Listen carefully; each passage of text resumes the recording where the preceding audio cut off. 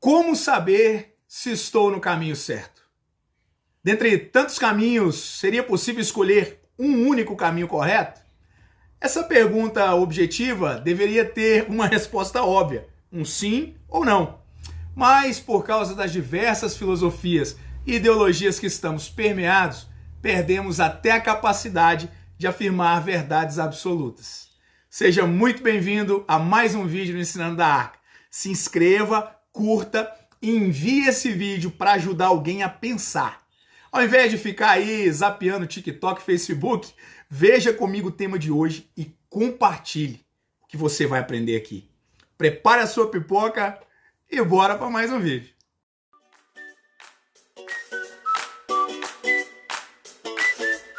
Tenho certeza que a maioria de vocês já deve ter se deparado com a figura de dois indivíduos em pontos opostos, com o número 6 entre eles. Ao serem perguntados qual número está desenhado, um responde 6 e o outro responde 9.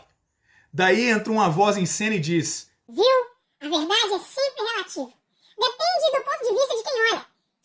A princípio, essa afirmação pode fazer sentido, mas você vai perceber que é uma enganação barata.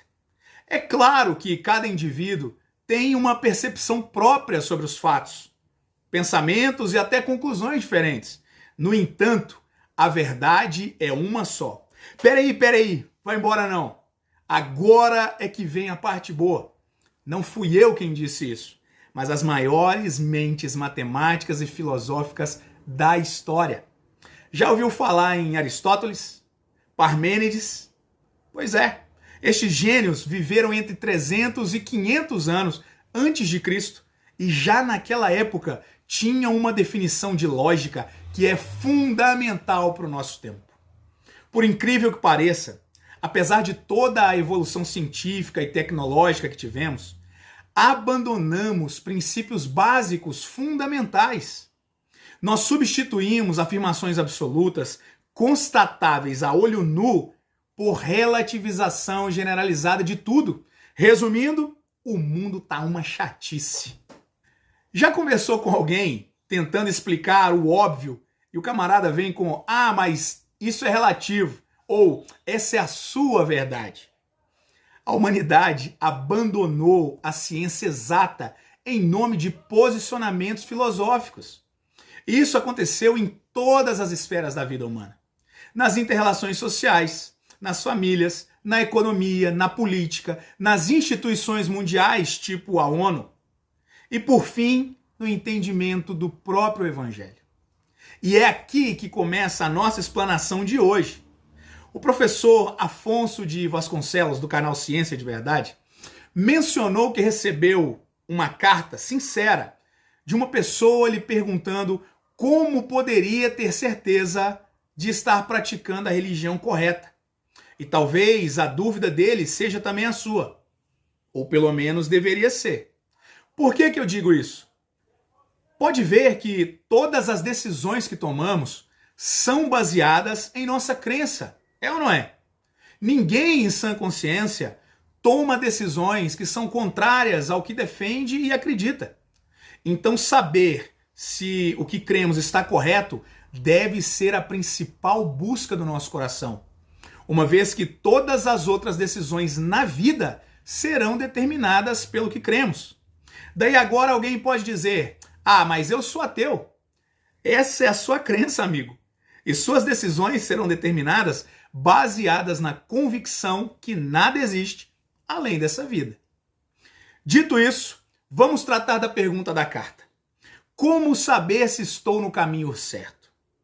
Para o vídeo ficar dinâmico, eu vou por partes. E a primeira parte é definir ferramentas que vamos utilizar para começar a analisar o nosso caminho. Qual é o parâmetro? Estabelecer uma estratégia é a primeira coisa a se fazer. Porque senão é só papo furado de um monte de gente que pensa diferente e não sai do lugar. Mas o nome desse canal é Ensinando da Arca. E aqui você sempre vai sair raciocinando melhor. Vamos precisar estabelecer 3 pontos: lógica, análise e história. Existe uma lei da lógica chamada de lei da contradição. Basicamente, é uma afirmação matemática, exata, científica, que afirma que entre o certo e o errado, só um pode estar correto. Se um está correto, obrigatoriamente o outro está errado. Ah, para mim já deu, agora eu vou embora do vídeo. Calma aí, ô pequeno gafanhoto. O raciocínio começa agora. Perceba que essa lei não é um argumento meu, mas é uma lei científica, matemática, tipo 2 e 2 são 4. A contradição é real e tem que ser resgatada para o bem do mundo. O medo de contradizer o outro está arruinando o pensamento científico e provavelmente acabará com as futuras gerações. Tornou-se politicamente incorreto afirmar qualquer coisa como absoluta. Por que você acha que ideologias tipo a de gênero conseguem suplantar a própria biologia? Pela falta da lógica do contraditório. Já acionou o botão da contradição lógica aí? Então vamos para o segundo ponto, análise. Ah, esse ponto é ótimo. Qual é o objeto da sua análise? De onde você está tirando as suas conclusões sobre a sua fé? Conhece alguém assim, ó? Ah, eu nasci assim, minha família me ensinou assim, eu tô feliz assim, é isso que importa. Eu conheço um monte. Eu chamo de preguiçosos por comodidade. Pensar cansa, pessoal, não é verdade? Pensar efetivamente com a intenção de procurar a verdade é um exercício enorme.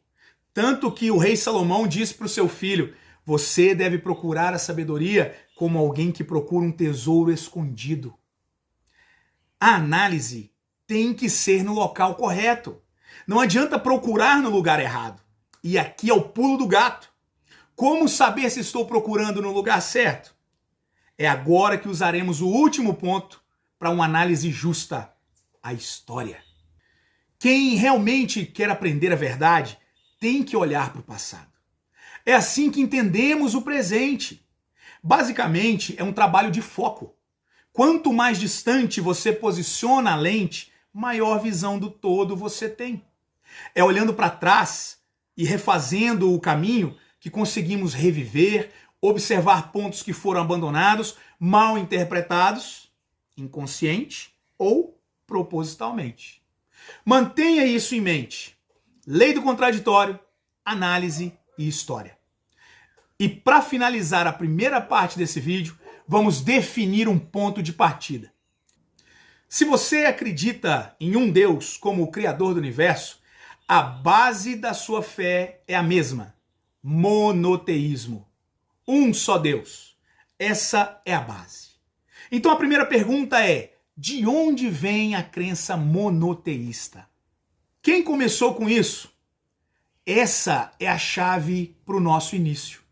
O catolicismo, o protestantismo, o pentecostalismo, todos estes são, de alguma forma, uma variação da base monoteísta. E sabe como é conhecida a crença monoteísta? Fé abraâmica.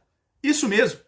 Abraão, o hebreu chamado por Deus no meio de um povo idólatra para ser o pai de todos aqueles que creem em um só Deus. Não foi o Papa, não foi Agostinho, nem Orígenes, nem Lutero, não foi Calvino, não foram os batistas ou presbiterianos, nem os assembleanos. A fé em um único Deus teve início com o hebreu Abraão.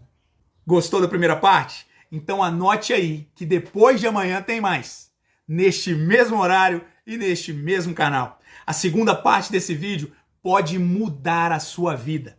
Compartilhe com os amigos e, se não é inscrito, se inscreva. Seja você também um agente da restauração.